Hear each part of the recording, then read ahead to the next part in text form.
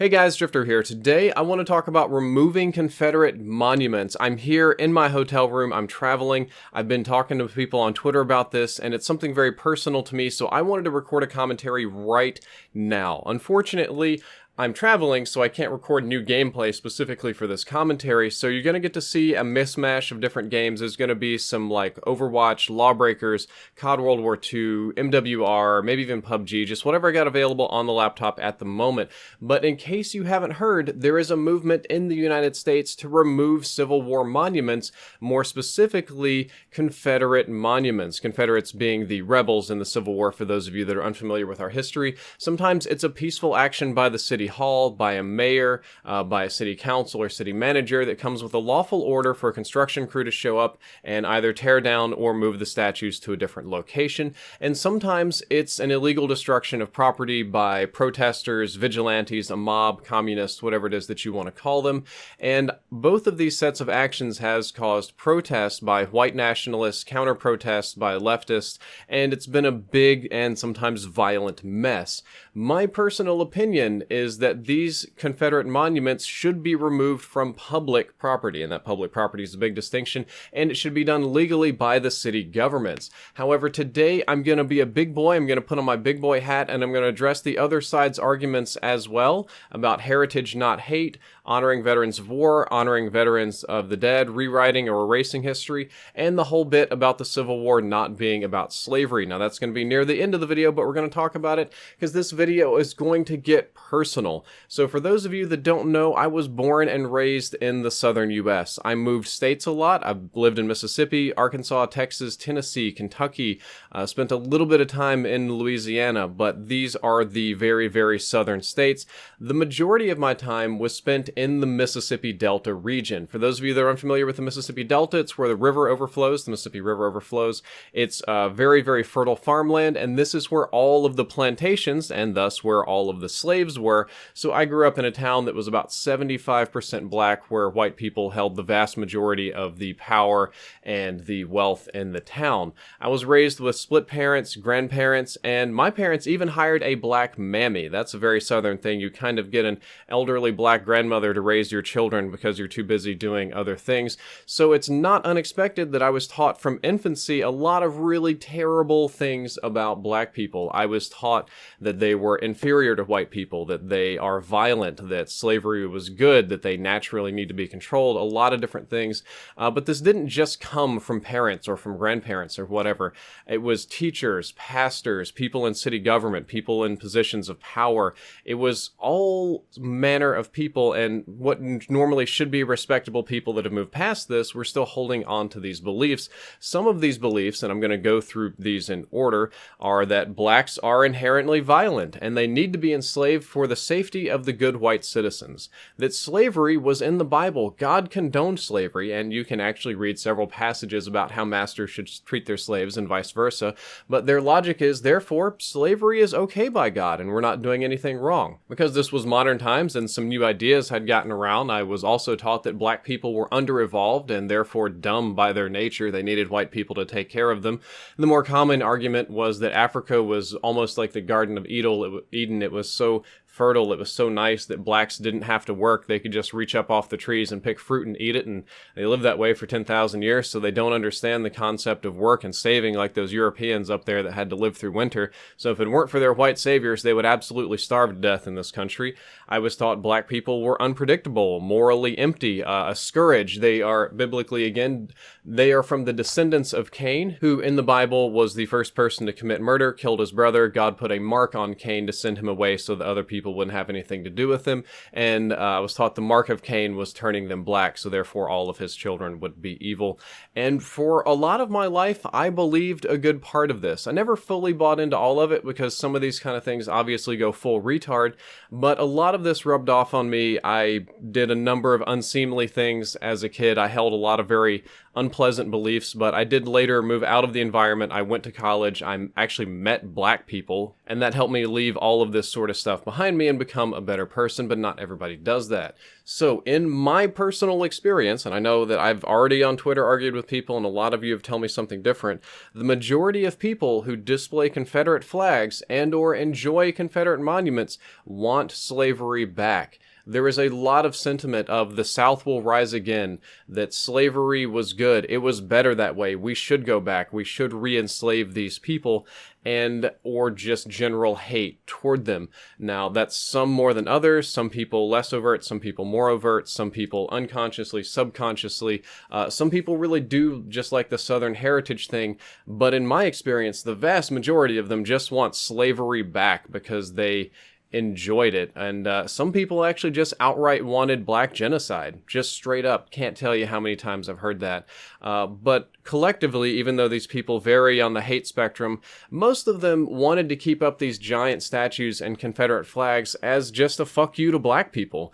And that's actually why they were created to begin with. If you look at it historically, there were very few monuments built immediately after the Civil War. Most of them started showing up in the early 1900s around the Jim Crow era, and then later in the 50s and 60s during the Civil Rights era. They were created to intimidate black people during that time because they were fighting for rights, which obviously the Southerners didn't want them to have. And as evidence of this, I have this handy dandy little graph I pulled off of Mother Jones. Yes, I know Mother Jones is biased, but it's a simple numerical thing. Interestingly enough, Robert E. Lee himself, the leader of the armies of the South, did not like Confederate monuments. He said that he felt honored that people believed in him so much, he felt flattered, and he understood why people were building them, but he, and I'm paraphrasing here, you can look up the quote yourself, he said that he felt the monuments would inevitably slow the healing of an injured nation, if not set it backwards and reopen old injuries. Basically, he wanted the Union and the United States to just get back onto doing its thing and be fine, and he felt that these monuments would just help hold us back. Moving along, growing up, I got hundreds of lessons about Confederate soldiers, about how they were better trained than Northern soldiers, about how they were more gentlemanly, how they were more noble, how most of them were not actually slave owners, how they fought for states' rights, how the Commander Grant of the Northern Army was brutal. And this is true. Commander Grant was pretty brutal. They had a better supply line and more men, so they kind of did an overwhelming force campaign. And they did a lot of horrible things to Southern cities as well. But the Southern soldiers, where I grew up at least, got a lot of hero worship. People really looked up to them as noble, as valiant, as worthy of admiration and praise. And all of these people who, some of them, and like, we'll for a second take a side. You can read Robert E. Lee's history. He is a very complex man who didn't fight for slavery. He fought for Virginia. He fought for a lot of complex personal reasons. And there's a lot of these kind of people in history. But all of these noble people were still fighting on the side of the government that wanted to keep slavery, which was the worst part of our nation's history. It was one of the most embarrassing things we did, right up there with slaughtering all of the Indians, and I don't think it's something that should be honored, something that should be worshipped, glorified, looked up to. And I personally believe that these Confederate monuments should be removed from public courthouses and from public lands, except maybe public museums or parks or whatever, because they were erected primarily to intimidate black people. They get hero worship currently today by white nationalists, secessionists, Nazis, and other very unseemly people that you don't want to encourage. And these people that have statues on government ground rebelled against the very governments that their statues are sitting on. Well, at the federal level anyway. Locally is a little bit more complex. And another example I could give you is I couldn't imagine being black and having to go to courthouse for a trial. If you're not black, let's just imagine for a second you're black and you live in the United States and you get a parking ticket, a fine, there's some sort of civil remedy you're seeking to deal with a neighbor, or maybe you just actually committed a crime and you're going to get your fair trial, whatever. But you go to your courthouse, which is supposed to be fair, impartial, balanced. You've got your Lady Justice with the scales and the blindfold, talking about justice is blind, and you get there, and there's this gigantic statue of a Confederate soldier sitting right smack dab in the middle of the courthouse which you know was erected just to remind you that black people are second-class citizens and that most of the locals there would probably rather see you return to slavery. Well, rest in peace, fair trial, and impartial courts. That's just a completely fucked up situation, and there's no way around it. So why not take all of these Confederate monuments, move them to museums, maybe a public park might be more appropriate, some area that's not an actual functioning like government body that doesn't need to be sitting there lording over these government buildings. And I promised you I would talk about the counter arguments in this video, and I'm going to do that today. There are several counter arguments against which I disagree with, but we'll talk about them. Number one is honoring the dead and or honoring veterans of all wars. To me, this made a lot more sense around 100 years ago when you had direct relatives that may have died or served in the Civil War, the American Civil War, that is. It's very distant now. You're looking at like great-great-great-grandchildren, maybe 4 or 5x greats. So there's not a real direct connection to honoring these people that fought. There's no sense of personal loss to know that your great-great-great-great-grandfather died in a war that obviously have been dead anyway. And even back in the day 100 years ago, it was still morally questionable for the same reason because, well, they were fighting to protect slavery.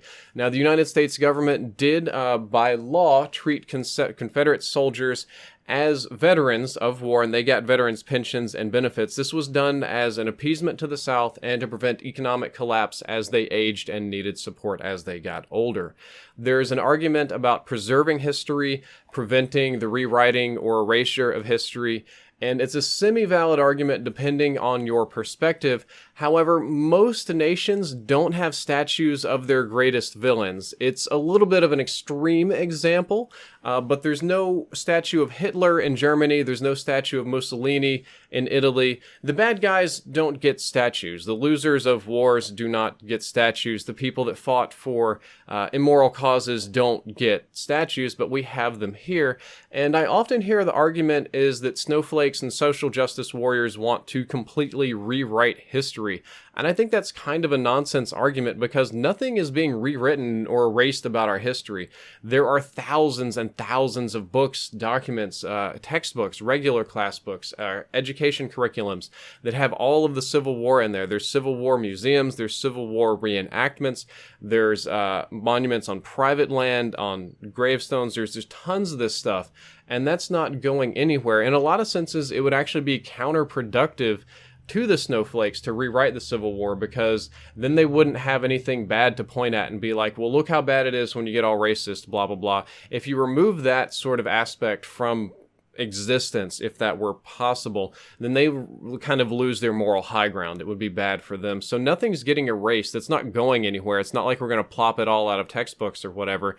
It's just that they, and me as well, we agree for this sense, don't want the bad guys glorified in this way. The best analogy would be if you go to Germany today, which I guess I'll be there tomorrow actually, when I get off and I walk by a local courthouse, I won't see a giant statue of the concentration camp gas chambers. People will say, oh, we keep these things up in remembrance of what went wrong or to preserve history. No, they keep them up as a sort of hero worship or intimidation of black people, because when I go to Germany, I don't see concentration camp gas chamber statues all over town because they're embarrassed about it. The next argument is it's about heritage, not hate, or the Civil War was not about slavery. And I've heard the expression many times, and it's very true, that when you're in grade school, you'll learn that the Civil War was about slavery. When you get to high school, you'll learn the Civil War wasn't about slavery. When you get to college, you'll learn that it was about slavery. And the short version of this is that the Civil War is very complex, and it's accurate to say that it was about states' rights. It was about the right to secede from a union. It was about the state's economic interests. It was about a shift in power from north to south. And the social structure in the South was also needing to be preserved. They had a very unique one. It's true to say that the North was bossy. They were harsh. They passed laws to economically harm the South. However, they did pass those laws because they couldn't compete with a slave economy, and they felt that it had to be reined in order for them to maintain their own power, and some of them obviously wanted to just end slavery.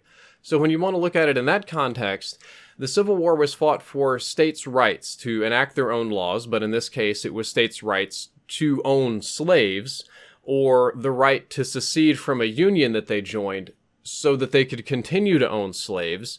And they wanted to own those slaves so that they could be economically strong and wealthy, so that they could keep growing via their slave economy, which very few economies in the world at that time were using or could compete with. And in doing so, it helped them maintain a very specific social structure that kept the elites in the South very wealthy and very happy, because it was like a 1% thing. Like 1% of people were landowners, and almost everybody else were sharecroppers or unemployed, or they were considered white trash. White trash is a term that black people came up with at the time, slaves, to call white people that were too poor to own slaves. So if you were a slave and you saw a white dude that was really poor, he was white trash because he wasn't rich enough to own you. However, in the context of the South, having a bottom caste of slaves kept this 99% of white people happy because they were still not at the bottom. There was no fight for upward mobility. There was no class revolution, anything like that. And keeping the slavery maintained the status quo and kept this social structure in place. So no matter how you want to look at it, which one of these things, states' rights, right to secede, economy, social, whatever, they wanted these things, but they wanted them to maintain slavery because it kept their society in place the way they liked it. So I think that these statues represent the worst parts of America, some of the most embarrassing parts of our history, some of the most immoral things we've ever done. They were created primarily to intimidate minorities, which is something that no government, modern government in the United States would support. And therefore, I think they should be removed from public grounds, especially from courthouses and government buildings. They could be moved almost anywhere else, and it should be done legally. A city council can just easily pass an order, or a mayor or city manager, depending on your city government, and just get these things moved somewhere else. I don't think that protesters tearing them down illegally is a good thing. As a matter of fact, it's a dangerous thing. You get hurt very badly doing that. I think it would be completely illegal and constitutionally wrong to remove them from private grounds, because free speech, while even unpopular on private land, is constitutionally protected. And I think that removing these statues from museums or references from history books or anything like that would be the worst imaginable thing. That'd be like some Orwellian 1982 stuff, but thankfully nobody is even advocating that. So that is my opinion on this issue. It's nuanced, it's complex. I hope you sat around to listen to the whole video. And if you enjoyed this, don't forget to like, favorite, and subscribe. Drifter out.